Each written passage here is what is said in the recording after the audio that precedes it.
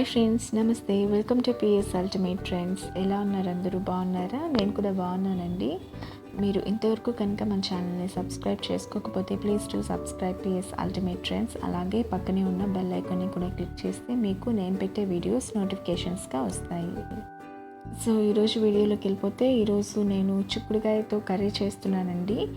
ఈ చిక్కుడుకాయలు మా ఇంట్లో కాసాయి. చిన్న చెట్టుకి కొన్ని కాసాయి అన్నమాట. ఆ కొన్నింటితో నేను వెరైటీగా ఒక రెసిపీ చేస్తున్నాను. ఎలా వస్తుందో అనుకున్నాను. చాలా బాగా వచ్చింది. కర్రీ అయితే చాలా టేస్టీగా ఉంది. అందుకే మీ అందరికీ షేర్ చేస్తున్నాను. చూస్తున్నారు కదా, చిక్కుడుకాయలు పందిర్ చిక్కుళ్ళు అంటారు కదా, అవండి ఇవి. సో చిన్న చిన్న కాయలు, చిన్న చెట్టు కదా, చిన్న చిన్న కాయలు కాసాయి. అవన్నీ ఫ్రెష్గా వచ్చాయి కదా కాయలు. సో ఇవన్నీ కడిగి పెట్టేసి కట్ చేసి పెట్టుకోవాలి.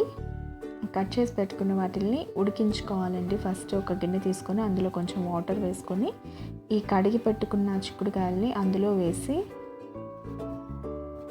సో మొత్తం ఉడికించి పెట్టుకోవాలి. ఫస్ట్గా ఇందులో నేను కొంచెం పసుపు యాడ్ చేశాను, కొంచెమేనండి. తర్వాత మళ్ళీ గ్రేవీలో మనం యాడ్ చేస్తాం కాబట్టి కొంచెం పసుపు యాడ్ చేశాను. అలాగే కొంచెం ఉప్పు, కాయలకు సరిపడా, కాయలకు పట్టడానికి కోసం కొంచెం ఉప్పు యాడ్ చేశాను. ఇవి రెండు వేసుకొని ఇవంతా ఒకసారి కలయబెట్టుకొని మనం గ్యాస్ మీద పెట్టుకొని కొంచెం సేపు ఉడికించుకోవాలి. సో వాటర్ ఎక్కువైనట్లున్నాయి, సో నేను కొంచెం తీసేసాను వాటర్. స్టవ్ మీద పెట్టుకొని కొంచెం మీడియం ఫ్లేమ్లో పెట్టుకొని మూత పెట్టి ఉడికించుకుంటే చూడండి ఎలా ఉడికాయో. సో పర్ఫెక్ట్గా ఉడికిపోయినాయి.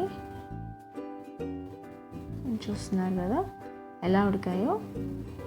సో మనకి ఇలా ఉండాలి. వాటర్తో సహా నేను దించి పక్కన పెట్టేసుకుంటున్నాను.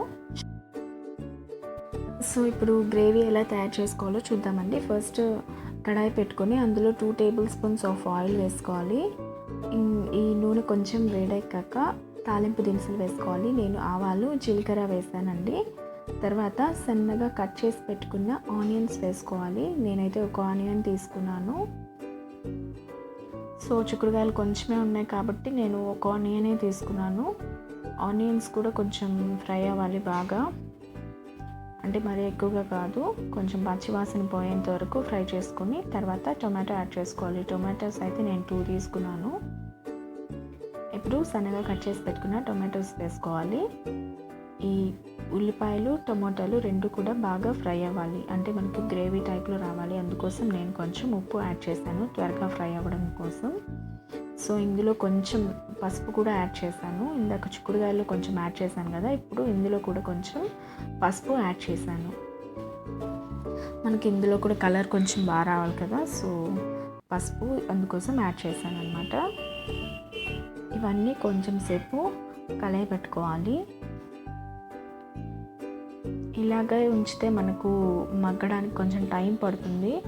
సో మనము కొంచెం సేపు మూత పెట్టి ఉడికించుకుంటే ఆ లోపల టొమాటోలు అవన్నీ కూడా బాగా మగ్గిపోతాయి, మనకి గ్రేవీ టైప్లో వచ్చేస్తుంది.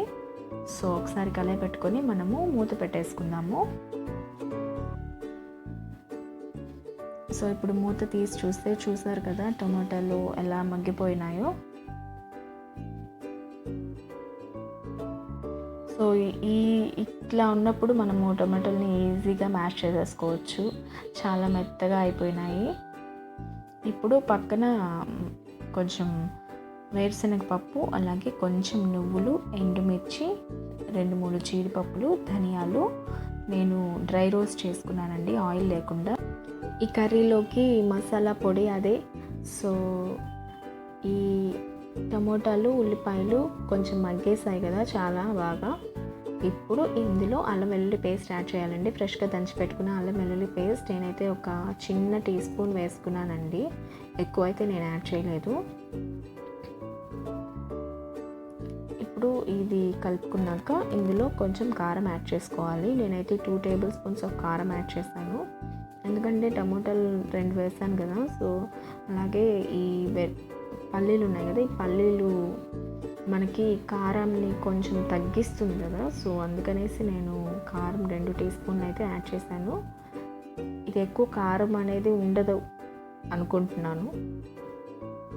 ఇప్పుడు ఉడికించి పెట్టుకున్న చిక్కుడుకాయలని కూడా ఇందులో యాడ్ చేసేసుకోవాలి. వాటర్తో సహా యాడ్ చేసేసుకున్నాను. నేను వాటర్ని మళ్ళీ పారబోయడం ఎందుకండి, వాటర్ కూడా మంచిదే కదా మనకు హెల్త్కి.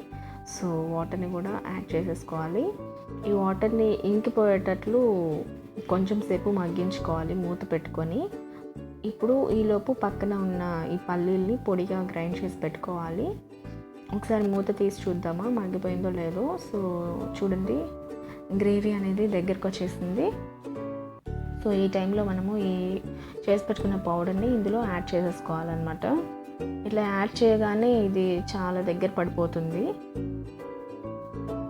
సో మొత్తం ఒకసారి కలిపేసుకోవాలి.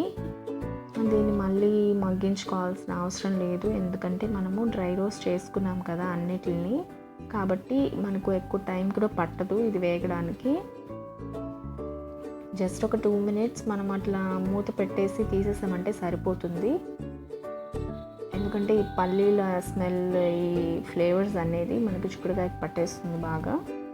సో చాలా చాలా చాలా కలర్ఫుల్గా అండ్ స్మెల్ అయితే గుమ్గుమలాడిపోతుంది.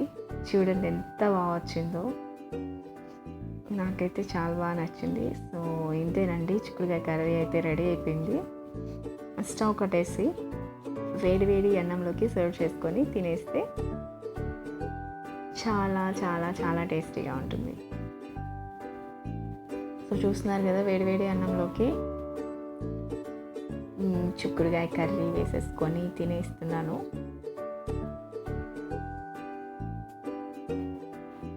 చాలా కలర్ఫుల్గా ఉంది, చాలా బాగా వచ్చింది.